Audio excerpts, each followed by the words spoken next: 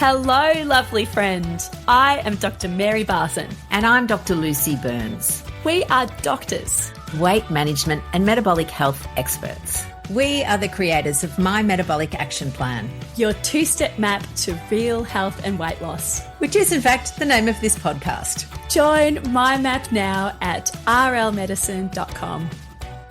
Good morning, lovely friend. How are you today? It is winter in Melbourne. I've got out my winter woolies, but I am warmed by a conversation with my beautiful friend, Dr. Mary. Hello, lovely human. And we are talking, just to bring it all in, talking about a hot topic. It is a hot topic. So, yes. Which hopefully will warm you all up as well. Indeed, indeed. So, lovely friends, today we're actually going to talk about peptides. We're talking about peptide hormones. We're going to talk to you about the difference between just a plain old peptide and what is a peptide hormone. We're also going to break down what are normal hormones that are non-peptide hormones.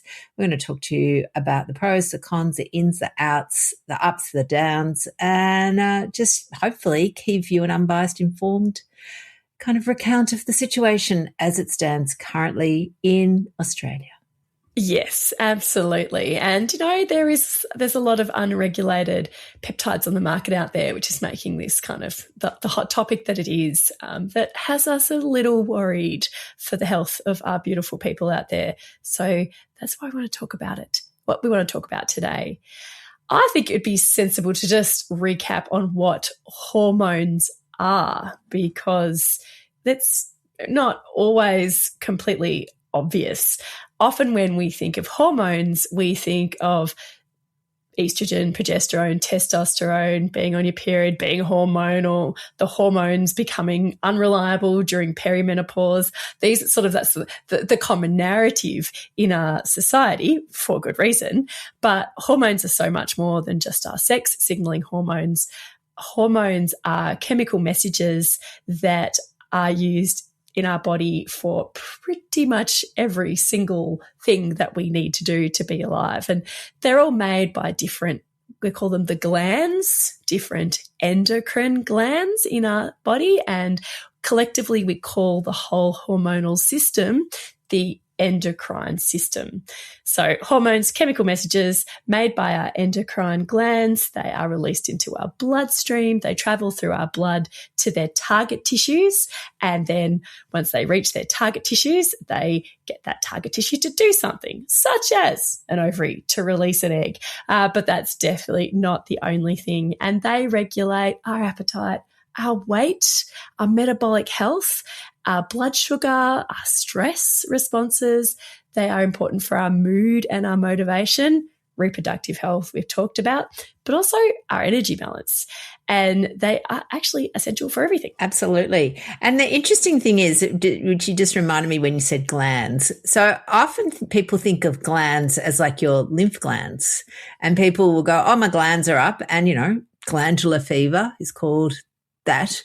But in actual fact, glands are things like the thyroid gland, the adrenal gland.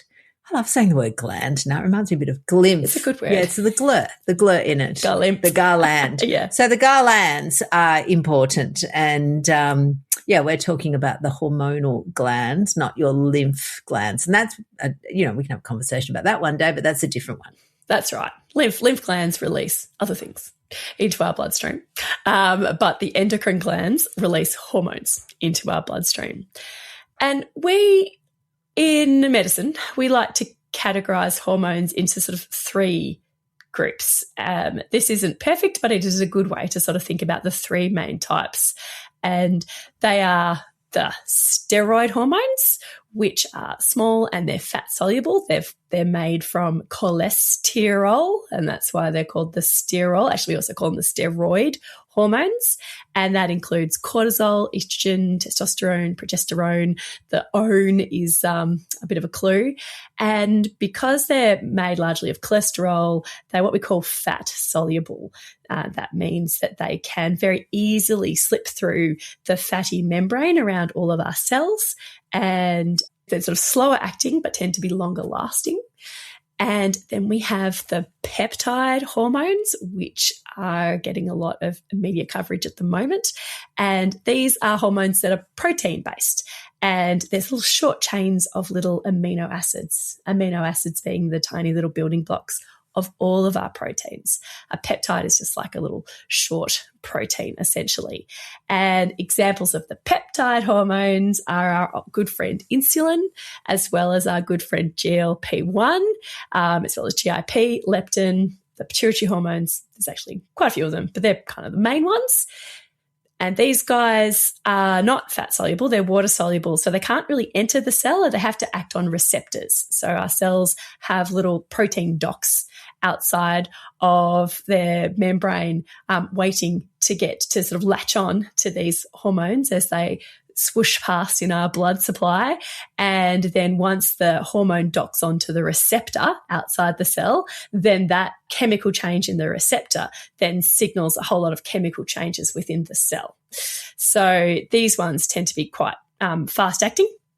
But generally have quite shorter half-lives. Yeah, when they're in their normal state. Like GLP-1, for example, only lasts a few seconds. Like it's bing, bing, bing, bing. And the other one that people may be familiar is oxytocin is a peptide hormone, and it is considered, the connection hormone, but we use it in medicine to help manage labour. And so it has really powerful implications there. And interestingly, the majority of peptide hormones, in fact, all of them that I can't think of one at the moment, although I know one's coming, they're injectable. We can't use them orally because they get broken down by the stomach acids. Yes, and the liver through first-pass metabolism. So if you're talking about giving someone extra hormones, so not the hormones that they make, then yeah, with the peptide hormones, we haven't yet on the market developed a way for people to get the hormone without injecting it. So growth hormone is another peptide hormone that people take, like bodybuilders take it, for example, to get bigger, or it's also a life-saving medication in certain situations that has to be injected. Or insulin has been around for a very long time. And the only way people can reliably get extra insulin into them is by injecting it. So yes, we need to inject those hormones when we're talking about it in a medicinal medical way. There are ways there are formulations where we can swallow steroid hormones, like the oral contraceptive pill is a pretty good example of that. And there are also ways that we can swallow the third type of hormone, which is called the amine hormones, and they're just smaller little groups of amino acids, not quite big enough to be called peptides. They're a bit smaller, and they include adrenaline and noradrenaline and thyroid hormone, and they are really small and fast acting, and many of those can be taken in oral form, as well as sometimes they have to be taken in injectable form as well. So that's kind of the broad brushstrokes of how we classify all the different types of hormones. Absolutely. And I think we need to just sort of talk about the peptide hormones, because the common vernacular that's going around on social media is just people are just calling them peptides. And it's funny, I don't know why. It's funny how language evolves. I don't know whether people feel better injecting peptides than injecting hormones or what it is, but we need to be really clear that these are hormones, whereas peptides exist everywhere in other forms. And an example being collagen, which is, which we eat. We can eat collagen, and it is a peptide. It gets broken down into the amino acids, which is why we always say, just because you're having collagen doesn't mean you're going to suddenly have shiny hair necessarily. So all peptide hormones are peptides, but not all peptides are hormones. Yeah. There's nothing quite magical about the word peptide. It just sort of means, a few amino acids strung together. And, we've got gajillions of different peptides in our bodies that do different things, structural things, signaling things, all kinds of things. And yet they're not all hormones. Definitely not. Definitely, no. I think the thing that's coming out, and again, we might as well address the elephant in the room, so to speak, is the absolute normalizing of injectable peptides, particularly on the internet, social media, and many people's feeds. And whilst, you listening to us may be thinking, I'd never do that, people maybe. And it's really, I guess what we want to do is just have an open discussion about why our society is doing this and what the problems are. Yeah. because, there definitely are some problems out there because it is a highly unregulated area. It's a bit dark and murky, and wherever there is money to be made, dark and murky and shady characters will swoop in to make money. And we certainly have talked quite a lot about the pharmaceutical industry and how the pharmaceutical industry will certainly try and monetize its medications. And it will do that because, it is an industry at the end of the day. There is, though, some very important differences about when we are talking about largely regulated medications that are in America FDA approved, in Australia TGA approved, that have got sort of rigorous testing standards around them, rigorous testing around the dose, around the constituents. We know exactly what is in them. And that is a different conversation compared to then sourcing peptide hormones at the gym from some bloke or from your a Telegram app and just not knowing what is in them. But I mean, maybe we could just talk about, the GLP-1, drug revolution, as I think we're definitely well into that. GLP-1 is a peptide hormone that many of us know about, and it is in the form of the medications such as semaglutide, Mounjaro, Ozempic.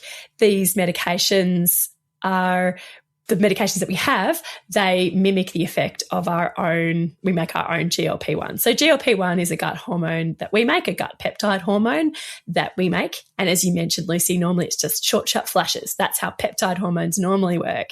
They get released, they do their thing, and then they're gone. And we have these little flashes of them. That's the normal biochemical process. And GLP-1, we normally make little flashes of it here and there, and it has important jobs to reduce appetite, increase satiety, helps with insulin signaling, really important things for life. And then we've got these drugs that then work on the receptors. As I told you, they go around the blood. This is how peptide hormones, they go through the blood, they latch onto the receptors, and the receptor tells the cell what to do. So we've got these hormones that can latch onto the receptor and get the receptor to move and do the thing as if we had our own GLP-1 hormones there. But then these receptor agonists, as they're called, last longer. So they mimic the effect of the GLP-1s, but they last much, much longer. And these medications, rightly, wrongly, however you feel about it, they absolutely have transformed the treatment of obesity and type 2 diabetes in our modern world. And they're here. They're probably here to stay, and they're definitely part of the landscape. And there are newer drugs coming along as well, which are probably going to change the whole landscape again. In the midst of all of this, these medications are expensive. These medications aren't always easy to get. There is a murkier sort of revolution that is coming through where these medications or things much like them are becoming available on the black market. Yeah. And look, I get it. It's the black market exists in all forms. There is now black market tobacco. There's chop shops or whatever they're called. There's black market. And there's now bootlegging alcohol reemerging, which absolutely floors me because alcohol is cheap as chips. But there is a black market version, which is also dangerous in that, it's methanol being produced and people are being harmed. I think the thing with all of this is that at the end of the day, we've got to be very mindful about harm that is caused from products and working out the seller. What is the seller's motivation here? And I can tell you, it is highly unlikely to be your health. Interestingly, and I showed this to Dr. Mary, for those of you listening, I had this ad pop up in my Facebook feed. It looked sort of like a legitimate sort of corporate ad with some numbers, some letters. I don't know what, I can't remember what they were, something like, HCPP. And then it was a dude in his suit as the image, and it was talking about the next gold rush is the peptide industry. Start your telehealth company now and make $100 million overnight was the claim. So it was like, again, Facebook, I'm thinking, Meta, you're so strict with ads. How are you letting this get through? But anyway, this is what is just coming up in a 58-year-old lady's Facebook feed. Yeah, Demand for these GLP-1 type drugs has absolutely exploded. So the demand is there, and so the market has responded. And there's this whole parallel market to the prescribed drugs, which has exploded as well. This parallel market has exploded as well. And we're seeing these semaglutide-like products that don't come from standard pharmacies. They're available, and apparently they aren't hard to get. They're definitely not. I just did a Google search. You can get them online easily. The thing I guess that is coming up is that there is a new incretin. So incretin hormone is probably the technical term for these hormone or these peptide hormones, because they mimic GLP-1, and GIP, and the new and retatrutide. The new one has got a glucagon arm to it as well. So it's got like a three-way action, three-pronged effect. And look, my suspicion is that it will blow the other two out of the water. But here's the caveat, right? It hasn't finished human trial testing. No, it's still investigational. So it's not actually, hasn't been released.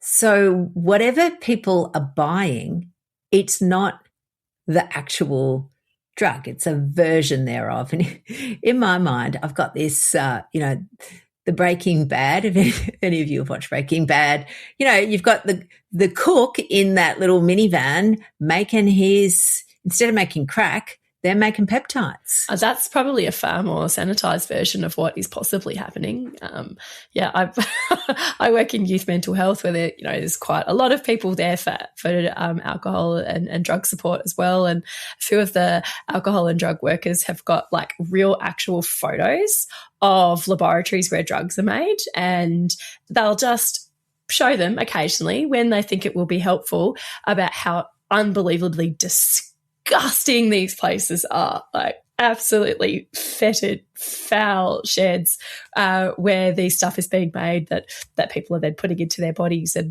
And I guess the thing is that the main issue is that you just don't know what is in there. And I work people who've got issues with substance abuse, and I know that for this group of people, not knowing what is in the drugs that they're buying can cause great harm. And there are big, statewide, nationwide processes in place to try and harm minimize, and for us to try and keep ahead of and trying to understand the illicit drugs that are out there, what's in them, what could be causing harm, because people don't set off to harm themselves. They just set out to get their drug of choice. They get their hit, exactly. But sometimes, because we don't know what's in these substances, they can be terribly harmed. And just as with the illicit drug market, that people trying to get their hit, with this, illicit peptide hormone market, it's a similar situation, is that you just don't know what you've got. Like, it could be contamination, there could be poor sterility, could be the wrong dose, could be misidentification. Could be water. It could be water. There's no monitoring. Love them or hate them, the pharmaceutical company at least are held to rigorous standards of testing and rigorous standards of safety and rigorous standards of knowing what those constituents, all the different medication, all the different parts are and the doses are. So you can be fairly confident that when you take a dose of prescribed Mounjaro, that you know exactly what is in it. And you can build out that enormous big leaf of paper that comes out, it's about the size of a dining room table, and it has all the information in it. Yeah, that thing. Yeah. And that will tell you exactly what is in it. And you can be fairly confident that that's true. But that is definitely not the case when we're buying things at the gym or off an app. Yeah, I know it is. It's so interesting to me. And again, the marketing of these companies, I'm slightly hackled by the fact that they're called telehealth, because a lot of them, there is no health. You don't even speak to anybody. It's just an ordering platform. So again, unregulated, no actual healthcare, just not even a prescription needed. I mean, that'll be the whole other thing. It's just an ordering service. It's like buying a pair of jeans. You just order them online. And it's not just weight loss or the incretin hormones, the metabolic peptide hormones that are being sold. It's lots of things. There is this huge swell at the moment of youth and beauty and anti-aging, and there was this terrible case reported about a young boy, he was, I think, about 17, who had taken a peptide to increase tanning. So again, people think, oh, well, I don't want to go out in the sun, I'm going to get cancer. Or, it's winter, or, well, you don't have to go out in the sun and get cancer. You can just inject this stuff and you'll be brown or tanned. And what this hormone, because it's a hormone, it stimulated his melanocytes, which are the cells that make pigment, and it has created hundreds of precancerous moles all over his body. So he's only 17, for the rest of his life is on melanoma watch because, hormones tell the cells what to do. So the cell was just being told what to do, but it's untested, it's unregulated, hasn't been, for every drug that makes it to market, there are hundreds that don't because of something like this, because they suddenly go, oh God, we injected this thing, we thought it'd be so good, and all the rats, got cancer or something like that. There's so many. Totally. And then they go through human trials and there is all of these things. So I guess, for us, we just really want people to have very good conversations. If you've got young people at home, because it's not just a young people issue, the peptide world, but there are, I suspect, young people accessing it because it's potentially more affordable for them.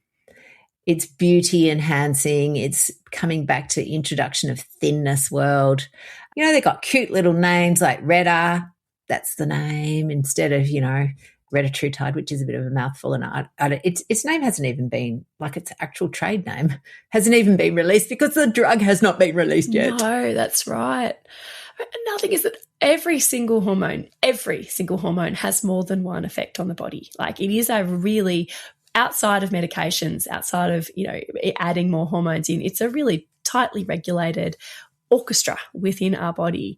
When we mess with it, we need to be very careful, and we need to be monitoring. We need to be looking for potential side effects. And that is obviously sort of best done in a situation where someone can get some kind of whole person care, ideally with a qualified health professional, medical practitioner, with whom you have a good rapport, with whom you can have these good conversations with. And when you're doing it outside of that situation, there's just a whole lot of risks. This big whole can of worms of risks just start wriggling around everywhere. And I'm just so, I think it's pretty obvious to the listener that I am deeply uncomfortable with this.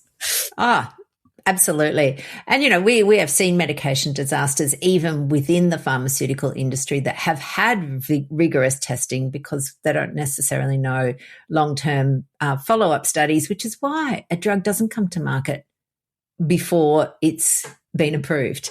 And again, this is not about turf wars or anything about that. This is just a really, I guess, a plea to the world to be safe. It's not worth it. The aesthetics, particularly this tanning ones, these anti-wrinkle ones, it's just not worth it. Mm-mm. So, if you're considering any kind of hormone or peptide treatment, especially something off the internet, definitely encourage you to have a good chat to your doctor who knows your story before you inject anything. Because our health is just too precious, and too important to hand over to a mystery vial. Indeed, a mystery vial. Absolutely. All right, lovelies. That's it from us this week. Stay safe, stay well. Focus on the boring basics because that is really where the gold is. And we'll see you all next week. The information shared on the Real Health and Weight Loss podcast, including show notes and links, provides general information only. It is not a substitute, nor is it intended to provide individualised medical advice, diagnosis, or treatment, nor can it be construed as such. Please consult your doctor for any medical concerns.